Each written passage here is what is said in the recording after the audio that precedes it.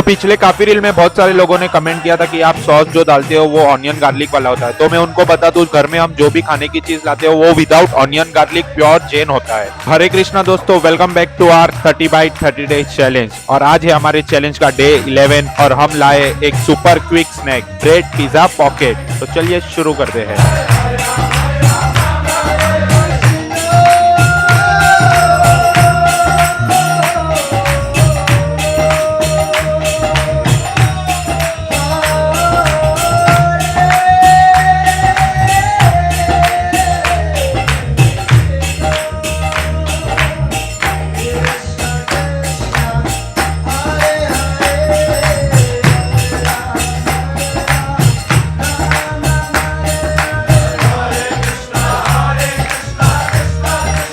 तो फाइनली दोस्तों रेडी है हमारा ब्रेड पिज्जा पॉकेट। और अगर आपको रेसिपी चाहिए तो कमेंट करके जरूर बताना और फॉलो करना मत भूलना for next 19 days of tasty bites. Hare Krishna, Hari बोल।